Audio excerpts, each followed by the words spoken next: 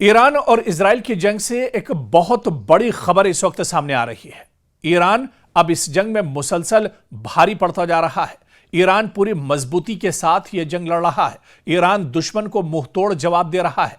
दरअसल ये बातें सिर्फ हवा में नहीं की जा रही हैं, बल्कि जो तस्वीरें इजराइल से निकल कर आ रही हैं वो आप देखिए। इजराइल के तल अवीव में जिस तरह से तबाही ईरान ने मचाई है वो जीती जागती तस्वीरें हैं, क्योंकि हमारे नुमाइंदे न्यूज़ 18 के नुमाइंदे खुद ग्राउंड जीरो पर इजराइल के अंदर मौजूद हैं और वहां से जो खबरें आ रही हैं वो खबर ये बताती हैं कि मुसलसल ये जंग इजराइल और अमेरिका को भारी पड़ रही है। आप देखिए कि ट्रंप को पीछे हटने के अलावा कोई और रास्ता अब इस जंग में नहीं बचा है। लेकिन ईरान ने पिछले कुछ घंटों में क्या क्या किया है, जो तस्वीरें अब सामने आई हैं वो हैरान कर देने वाली तस्वीरें हैं। इजराइल के भी होश उड़ चुके हैं और ईरान ने अब आज़रबाईजान के एयरपोर्ट पर हमला कर दिया है। यह हमला ड्रोन के जरिए किया गया है। सबसे बड़ी बात यह है कि इस वक्त पूरा मिडिल ईस्ट गैर मुस्तहकम हो चुका है। मिडिल ईस्ट का कोई भी ऐसा मुल्क नहीं है जो यह समझे कि इस पर हमला नहीं हो सकता। यह भी एक पैगाम देने की दरअसल कोशिश हो सकती है ईरान की। लेकिन जैसे ही यह हमला होता है तो आज़रबाईजान के सदर का बयान सामने आता है। वो कहते हैं कि इस हमले का हम अपने तरीके से बदला लेंगे।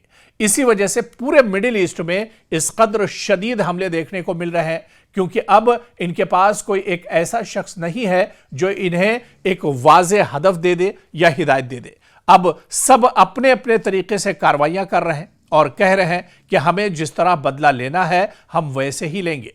इसी वजह से आज़रबाईजान पर हमला किया गया। आज़रबाईजान पर हमले की एक बड़ी वजह यह भी है कि इजराइल और आज़रबाईजान के ताल्लुकात काफ़ी अच्छे हैं। इनके फौजी ताल्लुकात भी मजबूत हैं। आज़रबाईजान इजराइल से काफ़ी ज़्यादा ड्रोन खरीदता है और दीगर फौजी साजो सामान भी लेता है। और इसी वजह से आज़रबाईजान ईरान के लिए कहीं ना कहीं एक खतरा जरूर है, क्योंकि ईरान चाहता है कि उसके खिलाफ कोई भी जंग इस्तेमाल ना हो सके इस जंग में।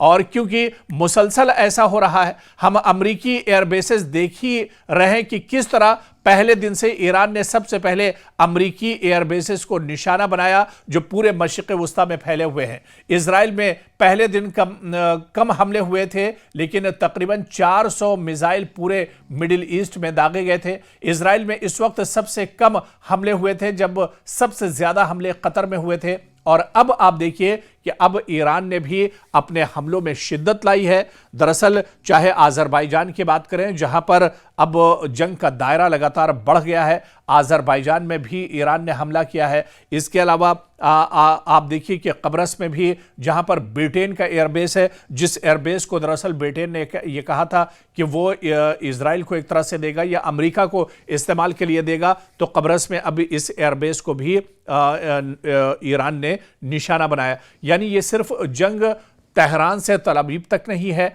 या ये जंग सिर्फ मिडिल ईस्ट की नहीं बची है, बल्कि इसके बाहर आसपास के जो ममालिक हैं, जो दरअसल अमेरिका और इजराइल के साथ खड़े हैं, जो अमेरिका और इजराइल के अलायंस है, उन्हें भी अब लगातार इस जंग में निशाना बनाया जा रहा है। दुश्मनों को अब पूरी तरह से खमियाजा दरअसल भुगतना पड़ रहा है। और जैसे जैसे ये जंग बढ़ती जा रही है वैसे वैसे अब ईरान भी गियर बदलता जा रहा है। ईरान ने भी अब एक्सीलेटर पर एक तरह से पैर रख दिया है और अब तेजी के साथ ईरान की तरफ से भी ताबड़तोड़ हमले किए जा रहे हैं। जिस तरह से यह खबर तल अवीव से आई थी और इजराइल ने यह खबर दरअसल वाज़ेह की थी कि ईरान की तरफ से खुर्रम शहर 4 मिसाइल का इस्तेमाल किया गया है। यह दरअसल एक क्लस्टर नुमा मिसाइल है जो दरअसल अपने हदफ तक पहुंचने से पहले ही हजारों बम एक साथ निकालती है और जो तकरीबन 8-10 किलोमीटर के दायरे पर एक साथ हमला कर सकती है।